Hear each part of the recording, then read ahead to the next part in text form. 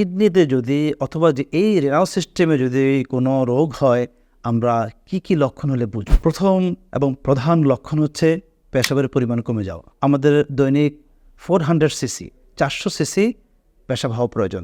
এর চেয়ে কমে গেলেই আমরা মনে করব যে আমাদের কিডনির কার্যক্ষমতা বা কিডনি রোগ আক্রান্ত।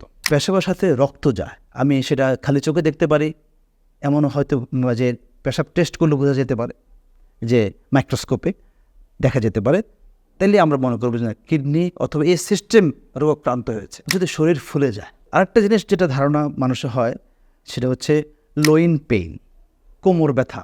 আসলে ঠিক কোমর ব্যথা নয়, এই জায়গাটা আমি একটু কথা বলতে চাই।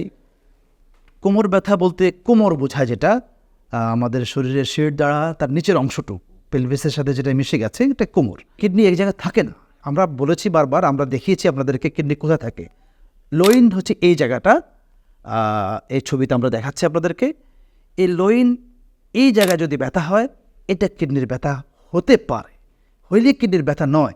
এই লোইনের বেশিরভাগ ব্যথাই হচ্ছে মাসেল এবং এখানে যদি হাড্ডি থাকে তার ব্যথা। তারপরও কিডনির যদি পাথর হয়ে থাকে, কিডনি এবং মূত্রনালীতে যদি কোনো পাথর হয়ে থাকে, ইউরেটারে যদি পাথর হয়ে থাকে, তো টিউমার হলেও হতে পারে, অনেক ব্যথা হতে পারে এখানে, এটা লোইন পেইন। অথবা কিডনিতে যদি ইনফেকশন হয়, অ্যাকুট পাইলোনেফ্রাইটিস বলে, তখনও লোইন পেইন হয়। পেশাবে জ্বালা পড়া, পেশাব করার সময় সমস্যা হওয়া, পেশাবের যে কোনো সমস্যাটাকে আমরা কিডনির সমস্যা হিসেবে ধরে নেওয়াটাই হচ্ছে বুদ্ধিমানের কাজ। পেশাব করার পরিমাণ বাড়া, পেশাবের পরিমাণ যদি বেড়ে যায়, অথবা পেশাব করার হার যদি বেড়ে যায়, বারবার পেশাব করছে, অথবা রাতে ঘুম ভেঙে যাচ্ছে পেশাবের কারণে, বারবার উঠে পেশাব করতে হচ্ছে রাতে। অনেক সময় পেশাব ধরে রাখতে না পারাটাও ইউরিনারি ইনকন্টিনেন্স, এটাও আমাদের এই সিস্টেমের একটা রোগ। লক্ষণ জানার পরে আমরা কিছু রোগ সম্বন্ধে ধারণা নেই। একটা হচ্ছে গ্লোমেরুলার নেফ্রাইটিস।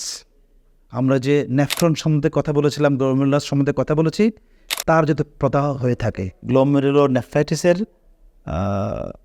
লক্ষণ আমরা যদি বলতে হয়, শরীর থেকে প্রোটিন, আমিষ জাতীয় জিনিস বের হয়ে যায় পেশাবের মধ্যে দিয়ে।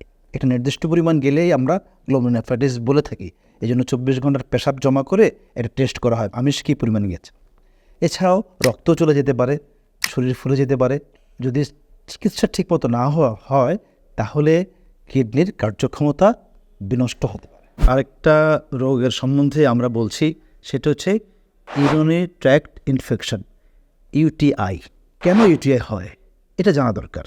অনেকক্ষণ যদি কেউ পেশাব আটকে রাখে, এটা অনেকেরই বদভ্যাস আছে, বা সে পারে না, সময় মতো বাথরুম নাই, বিশেষ করে মেয়েদেরই এটা, সে বাধ্য হয়ে সেই কাজটা করে, অনেকক্ষণ ধরে রাখতে হয় তাকে। সে বাজারে মার্কেটে যায়, আমাদের দেশে যথেষ্ট পরিমাণ তাদেরকে অনার করা হয় না, তাদের জন্য বাথরুম থাকে না। বিভিন্ন জায়গায় এই সমস্যাটা আমাদের দেশে, অন্য দেশে কেমন জানি না, আমাদের দেশে প্রকট। বাচ্চা পেশাব ধরতে অনেকক্ষণ, এই যে অনেকক্ষণ পেশাব থেকে আছে, এতে কিন্তু তার পেশাবে ইনফেকশন হওয়ার চান্স থাকে। এটা একটা বড় একটা কারণ। পেশাবে ইনফেকশন হওয়ার লক্ষণ কি? লক্ষণ হচ্ছে পেশাবের পরিমাণ বেড়ে যাবে, বারবার পেশাব হবে, পেশাবে জ্বালা পড়া হবে, এমনকি রক্ত যেতে পারে, ব্যথা হবে। এর প্রতিরোধ আমরা কীভাবে করব? পর্যাপ্ত পানি খাবো, অ্যাটলিস্ট 2 লিটার পানি খাবো ডেইলি। পেশাব আটকে রাখবো না, পেশাব অর্ধেক করার পর উঠে আসবো না। অনেকের আছে পেশাব কমপ্লিট করতে পারে না, বৃদ্ধদের, যাদের প্রোস্টেট গ্ল্যান্ড, আমরা যে বলেছিলাম প্রোস্টেট গ্ল্যান্ড বড় হয়ে গেলে তখন তাদেরকে পেটের উপর চাপ দিয়ে পেশাবটাকে কমপ্লিট করতে হয়। স্বামী স্ত্রী সহবাসের আগে এবং পরে পেশাব করে নিতে হবে। আরেকটা জিনিস গুরুত্বপূর্ণ, সেটা হচ্ছে পেশাব করার পরে পরিষ্কার পরিচ্ছন্ন হওয়া। যেমন মুসলমানদের ঢিলা কুলুক নেয়, এভাবে যেভাবে হোক সে পরিষ্কার পরিচ্ছন্ন হতে হবে, না হলে সেখান থেকে ওই পেশাব আটকে থাকবে, সেখান থেকে আবার তার ইনফেকশন হবে। অ্যাকিউট কিডনি ইনজুরি, এটা কিন্তু একটা রোগ নয়, অনেকগুলো রোগের কারণে কিডনি ক্ষতিগ্রস্ত হওয়া। হসপিটালে যেসব পেশেন্ট ভর্তি হয়, খারাপ রোগীরাই তো হাসপাতালে ভর্তি হয়, এদেরই প্রায় 7% কেসে একেআই থাকে। একেআইতে সাধারণত কী হয়? সাধারণত কিডনির কার্যক্ষমতা হ্রাস পায়, নষ্ট হয় বলবো না, হ্রাস পায়, কমে যায়। এই হ্রাস পাওয়াটা 2-1 সপ্তাহের ভিতরে হয়ে যায়। এই জন্য এটাকে বলা অ্যাকিউট বলা হয়, মানে দ্রুত হঠাৎ করে কিডনি ফাংশন, কার্যক্ষমতা কমে যাওয়া, ক্ষতিগ্রস্ত হওয়া, এটার নামে একেআই। মূল লক্ষণ কি আসে? পেশাবের পরিমাণ কমে যায়, শরীর ফুলে যেতে পারে, শরীরে বিভিন্ন বর্জ্য পদার্থ বেড়ে যায়, যেটা টেস্ট করলে আমরা বুঝি। রোগীর হঠাৎ করে পেশাব কমে গেছে, 24 ঘন্টা যেরকম করার কথা ছিল 400 সিসি, তার চেয়ে কম হচ্ছে, কিন্তু এখানে পেশাব করছে সারাদিনে 24 ঘন্টা পর 300 সিসি। বুঝতে হবে না, পেশেন্টের কিডনি ক্ষতিগ্রস্ত, কার্যক্ষমতা হ্রাস পাচ্ছে। এটা আমাদের প্রতিকারের ব্যবস্থা করতে হবে তখনই। সেজন্য আমাদের লক্ষ্য রাখতে হবে, আমাদের যে পেশেন্ট হাসপাতালে ভর্তি হয়েছে, আমার যে বাবা ভর্তি হলো, মা ভর্তি হলো, ভাই ভর্তি হলো, তার পেশাবের কী পরিমাণ হচ্ছে। আবার একটা রোগের জ্বর, ইনফেকশন যখন সমস্ত শরীরে ছড়িয়ে যায়, তখন কিন্তু একেই হতে পারে, একেবারে সেপসিস বলা হয়। এছাড়া আমাদের দেশে কমন যে জিনিসটা হয়, এটা না বললেই নয়, সেটা হচ্ছে পাতলা পায়খানা হওয়া, রোড ট্রাফিক অ্যাক্সিডেন্টে হয়ে তারপরে রক্তপাত হওয়া, বা পোড়া গেলে শরীর থেকে যদি কোনো ফ্লুইড লস হয়, শরীর থেকে পানির পরিমাণ, জলীয় অংশ কমে যায়, তখন কিন্তু কিডনি ক্ষতিগ্রস্ত হয়, তখনও একেই হতে পারে। এসব ক্ষেত্রে আমাদেরকে পেশাবের পরিমাণ খেয়াল রাখাটা খুবই গুরুত্বপূর্ণ কাজ। ডাক্তাররা খেয়াল করবে, নার্স খেয়াল করবে, আমিও খেয়াল করব। কিডনির কার্যক্ষমতা নষ্ট হয়, এর মধ্যে একটা হচ্ছে AKI, অ্যাকিউট কিডনি ইনজুরি। এটা এই কার্যক্ষমতা নষ্ট হয় অল্প কিছুদিনের মধ্যে। আরেকটা হচ্ছে অনেক দিন ধরে কোনো রোগের কারণে কিডনির কার্যক্ষমতা যদি কমে যায়, হ্রাস পায়, বিনষ্ট হয়, তখন তাকে বলা হয় CKD, ক্রনিক কিডনি ডিজিজ। অনেকগুলো রোগের কারণে এটা হয়। কিডনির নিজের রোগের কারণে হয়, এমনকি প্রেশারের কারণে হয়, ডায়াবেটিসের রোগীদের হয়, বিভিন্ন কারণে কিডনির এই সমস্যাটা রাতুরি হয়। লক্ষণটা কি আমরা বুঝবো কী? একটা হচ্ছে, বেশিরভাগ ক্ষেত্রেই ডাক্তার সাহেবরা সেরাম ক্রিয়েটিনিন টেস্ট করে থাকেন, ক্রিয়েটিনিন ক্লিয়ারেন্স রেট করে থাকেন। এই টেস্ট দিয়ে ডাক্তার সাহেবরা বুঝেন। আমরা সাধারণ জনগণ কেউ বুঝবো যে আমার কিডনি ক্ষতিগ্রস্ত হচ্ছে?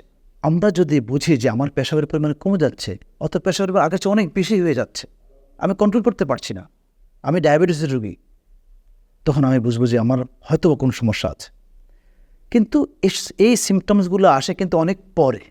এই জন্যই রেগুলারলি সেরাম ক্রিয়েটিনিন টেস্ট করতে হয়। ক্রনিক কিডনি ডিজিজের বিভিন্ন স্টেজ আছে, 1, 2, 3, 4, 5। 4-5 না আসা পর্যন্ত কিন্তু লক্ষণ আসে না। আমরা একটু আগে বলেছিলাম যে আসলে সবার শেষ দিকে লক্ষণগুলো আসে, যেমন সেগুলো কি? অবসাদগ্রস্ততা, রক্তশূন্যতা, অল্পতেই হাঁপিয়ে যাওয়া, শরীর ফুলে যাওয়া, খাওয়ার অরুচি হওয়া, এসব জিনিসগুলো আসলে অনেক পরের আসে। এর আগেই সচেতন হতে হবে, এগুলোর জন্য অপেক্ষা করা যাবে না। এই ক্ষেত্রে সতর্কতা কি? সতর্কতা হচ্ছে, যেসব কারণে কিডনি রোগ হয়, ওই রোগ যেন আমার না হয়। আর ওই রোগগুলো হলে, যেমন ডায়াবেটিস হলে, প্রেশার হলে, গ্লোমেরুলোনেফ্রাইটিস হলে, আমাদেরকে সতর্ক থাকা, ডাক্তারের পরামর্শ অনুযায়ী চলা। ওনারা যেভাবে চলতে বলে আমি সেভাবে চলবো। যেসব খাবার খেতে নিষেধ করে, যেমন CKD হলে যদি পটাশিয়াম শরীরে বেড়ে যায়, তখন ডাক্তার সাহেবরা ফলাদি খেতে নিষেধ করেন, আমরা সেটা খাবো না।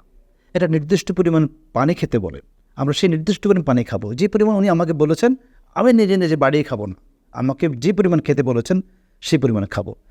আর যা করতে নিষেধ করেছেন, যেসব ওষুধ আমি ব্যবহার নিষেধ করেছেন, সেগুলো ব্যবহার করব না। যেমন CKD বা কিডনি ইনজুরি, যে কন্ডিশনে আমাদেরকে ব্যথার ওষুধ খাওয়াটা নিষেধ, আমরা ব্যথার ওষুধ খাবো না।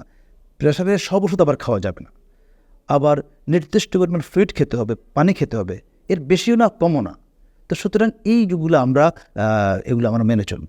দুটো বিষয়ে আমাদের একটু জানা দরকার, একটা হচ্ছে নেফ্রোলজিস্ট আর হচ্ছে ইউরোলজিস্ট। এই দুজন ডাক্তারের কাছে, দুজন বিশেষজ্ঞ ডাক্তারের কাছে আমরা কখন যাব? আমরা এতক্ষণ আলোচনা করেছিলাম পেশাবের infection, UTI, CKD, AKI, glomerulonephritis, এগুলো সাধারণত নেফ্রোলজিস্টে দেখে থাকেন। আর কিছু রোগ আছে, এগুলা ইউরোলজিস্ট, যদি রেনাল সিস্টেমের যদি কোথাও টিউমার হয়, স্টোন হয়, পাথর হয়, তাহলে তাদের কাছে যেতে হয়।